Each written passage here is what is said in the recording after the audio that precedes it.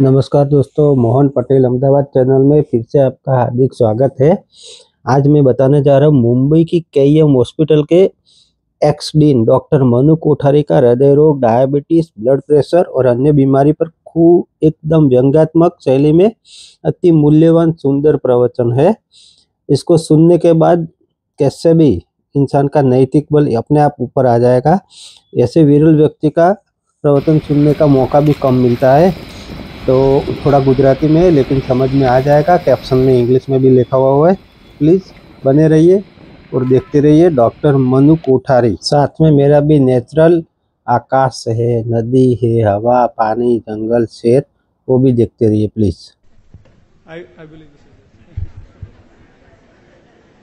New York ટાઈમ્સમાં ઘણા વખત પહેલા તંત્રી લેખ હતો, how to bypass the bypass. જગતના ઘણા તૂતો છે, એમાંનું બાયપાસ એક મોટું તૂત પુરવાર થયું છે. આ મનુ કોઠારીનો ઓપિનિયન નથી. 10 વર્ષ પહેલા it has been discarded as useless and harmful. ફાયદો બહુ કરે છે સંસ્થાને, ડોક્ટરોને, પણ પેશન્ટને સરવાળે બાદબાકી જ હોય છે. છેલ્લા 10 વર્ષની control trial have not shown any advantage of bypass over ordinary treatment, which is also not treatment. ફક્ત દુકાનો લગાડીને આ લોકો બેઠા છે, એટલે હવે દુકાન બંધ કરવાની તાકાત નથી. 1977માં મને કહેવામાં આવેલું કે મનુ, કેન્સરની કંઈ દવા નથી, છે જ નહીં, પણ એટલો બધો મોટો વેપાર છે કે અમે લોકોને સાચું કહેવા તૈયાર નથી. અને જ્યાં સુધી દર્દી પોતાની માંદગી પોતાના હાથમાં નહીં લે, તમારો ભય ને અમારો વૈભવ ભેગા દોડે છે, એટલું સમજજો. અને જ્ઞાનની દ્રષ્ટિએ દર્દી ડાક્ટર કરતાં મોટો છે, કારણ કે દર્દીને અનુભવ છે, ડાક્ટરને ફક્ત માહિતી છે. દર્દી મારો ગુરુ છે, હું દર્દીનો બોસ નથી. મને કંઈ જો કંઈ નાનું મોટું જ્ઞાન છે. અને આર્થર બ્લૂમફિલ્ડ, અત્યારે અમેરિકામાં ગેરદવાઓ આપવાથી જે મૃત્યુઓ થાય છે એનો આંકડો કાર એક્સિડન્ટ કરતાં વધી ગયો છે. અને આર્થર બ્લૂમફિલ્ડ, જેને પોતાને પર્સનલ ડોક્ટર બે ટ્રેજેડી થયેલી, એણે એમ કીધેલું કે દરેક હોસ્પિટલમાં એક બોર્ડ મૂકો, there are a few whom we can help, but there is none whom we cannot harm. There are a few whom we can help, there are none which can. મારા 6 ભાઈઓમાંથી 4 heart એટેકથી મરી ગયા છે. અમારે તો બહુ strong family history, 2 નાના અને 2 મોટા. મેં મારો ઇસીજી પણ કઢાવ્યો નથી. અને પેલો રુસ્તમ જાલ વકીલ મરતા મરતા કહી ગયો, the ECG machine is done more harm than the atom bomb. 1 મહિના પહેલા હતું ટાઈમ્સમાં કે ECG is useless and harmful, કારણ કે ડાઉટ ન હોય ત્યાંથી ઊભો કરે છે. પેલું ફૂસફૂસ્યું બ્લડ પ્રેશરનું હું 210, 110 10 વર્ષથી આ મેન્ટેન કરું છું. મેં ગોળી ખાધી નથી, માયપું નથી. અને ચેકઅપ કરવા જાઓ છો, checkup clinic is a magical place. Person walks in, patient walks out. Oh, ક્યા બાત.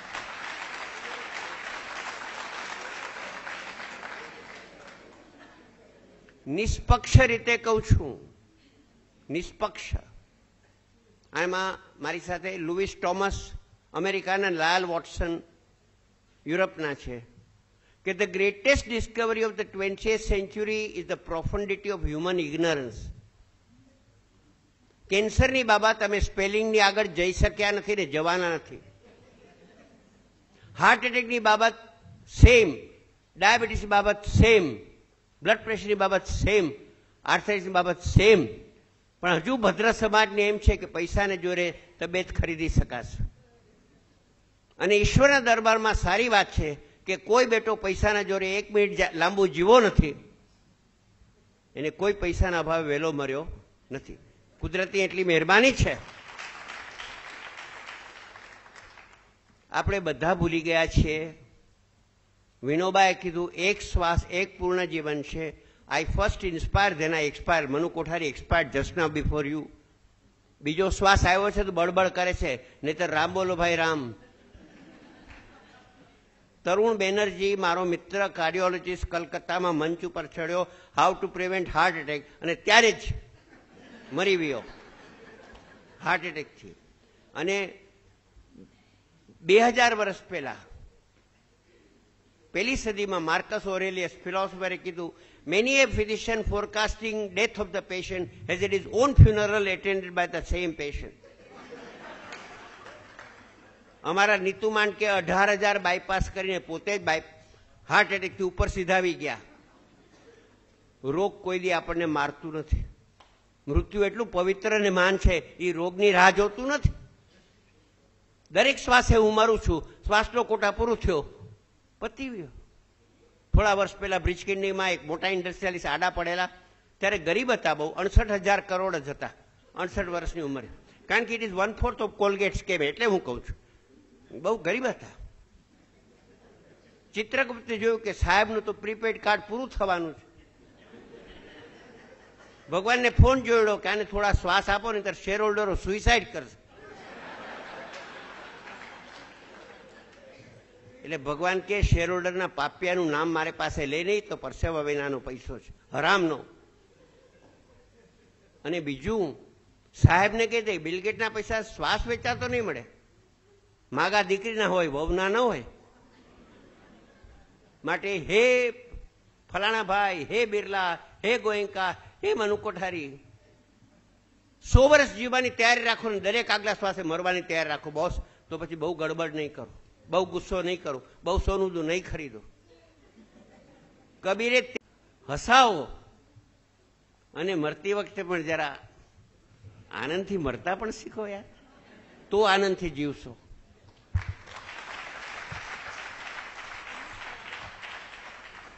મને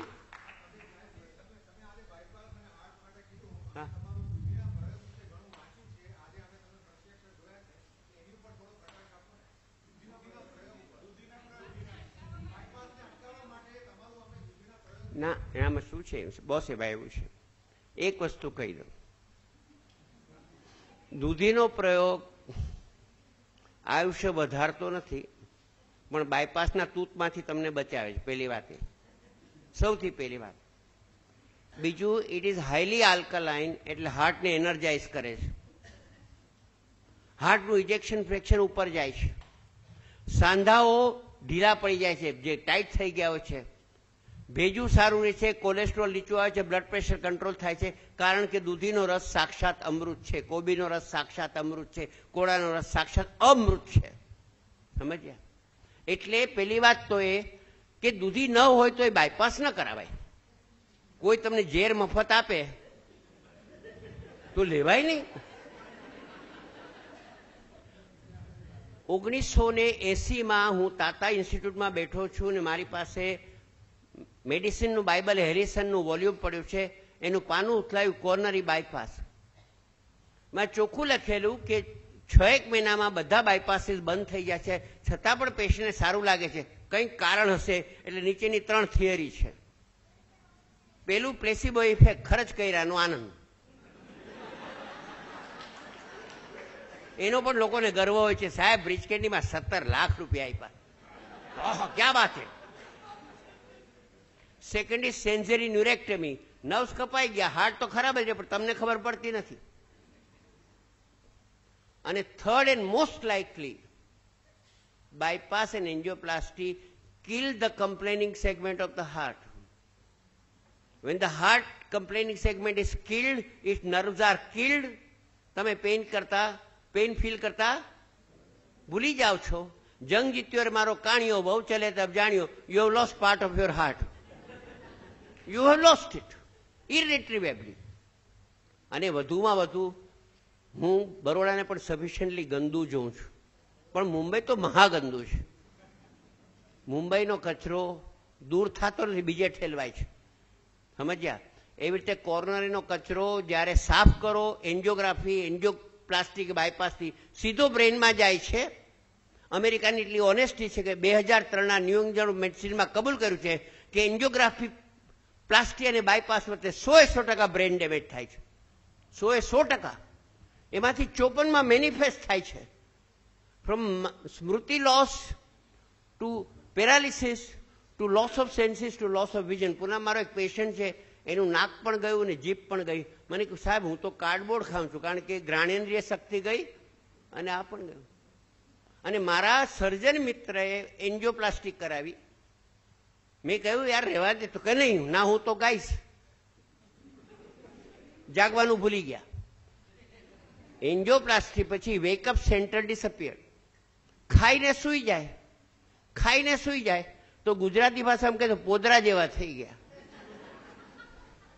પછી આલ્ઝાઇમર શરૂ થયું પથારીમાં, અને એને 10 ગોળી આપતા હતા, કારણ કે diabetes, hypertension, coronary. Many doctor દીકરી તું આટલી દવા કેમ આપત? તો કે ડાક્ટર એમ કે છે કંઈક થઈ જશે. કંઈક થવા દે યાર. દવા વિડ્રો કરી, પછી 3.5 વર્ષ કાઢ્યા. બોસ, તમારો શ્વાસનો કોટા સિલેક્ટ હશે ને કોણ તમને મારવાનું છે? અને શ્વાસનો કોટા સિલેક્ટ કરી કોણ તમને જીવાડવાનું છે? પણ તમારા અમારા ઉપર ડબલ આશીર્વાદ છે. બગડો કે મરી જાવ તો રોગને બ્લેમ કરો છો, સુધરી જાવ તો ડાક્ટરને ક્રેડિટ આપો છો. અમારે બે રીતે ઘી કેળા છે.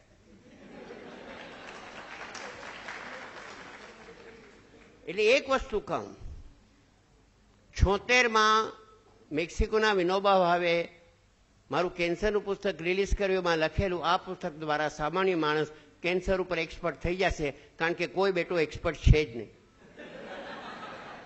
નથી તો નથી. એવી રીતે એક મારવાડી પેશન્ટ આવેલી કલકાતાથી, બહુ પૈસાદાર.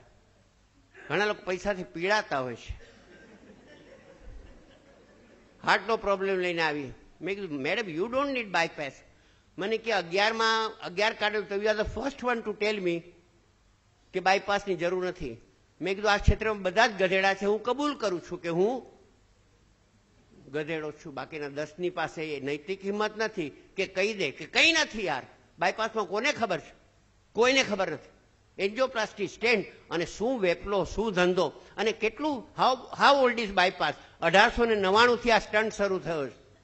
તમને ઇતિહાસ ખબર છે? અત્યારે 113 વર્ષ થઈ ગયા બાયપાસની ઘાલમેલ ચાલે છે.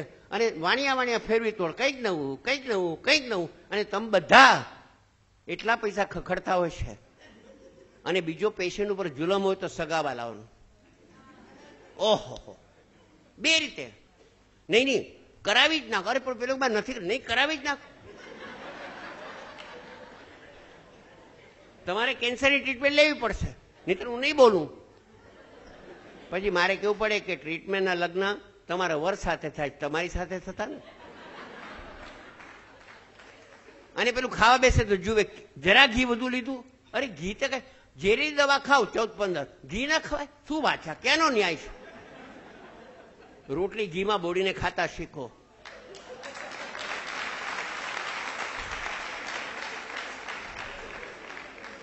અને ખાધે કોઈ મર્યું નથી. ખાતા આવડે તો ખાતા આવડે. કોઈ ખોરાક, હું તમને કહું, there is no food which is wrong provided you give time. give time. કચરો ખાઓ પણ ધીરે ધીરે ખાઓ. એટલે એક છોકરીને મેં 14 કિલો ઘટાડવામાં મદદ કરી. પછી મને કે ડોક્ટર મને ફાસ્ટ ફૂડ બહુ ભાવે, શું કરું? મેં કીધું સ્લોલી ખા. ફાસ્ટ ફૂડ છે એ સ્વાદ છે. ન્યુટ્રિશનને ગોલી મારો, સ્વાદ છે. તો ભાઈ સ્વાદનું ક્ષેત્ર મોટું છે. તો મોઢામાં તો સ્વાદ નહીં માણતો, જીવની પાછળ માણવાના. જલ્દી જલ્દી ખાઈ જાઓ. પાઉંભાજી ખાતા કોકોલા પીતા કરે. કઈ કોકોલાનો સ્વાદ નહીં ને પાઉંભાજીનો સ્વાદ નહીં. એના કરતા એક પકોડું લીધું, એને મોઢામાં ફેરવો, એના પછી એને ચટણીનો ફેરવો, આનંદ કરો. અડધી કલાક લાગશે. મારા એક મિત્ર છે ને કે તાજમહાલમાં લાંબુ બેસવું હોય ને તો ક્લિયર સૂપ ઓર્ડર કરવું અને ફોકથી પીવું. दोस्तों, डॉक्टर साहब से प्रवचन से ज़्यादा मेरा ये कलेक्शन में आपको इंटरेस्ट बना होगा. फिर भी बने रहने के लिए थैंक यू. देखते रहिए please. Thank you doctor Manu Kothari ji, दिल से धन्यवाद. दोस्तों, आप सभी का भी दिल से धन्यवाद. बने रहने के लिए थैंक यू. सब्सक्राइब नहीं किया हो तो प्लीज़ सब्सक्राइब कर देना. सबको राधे राधे, जय श्री कृष्ण, सीताराम।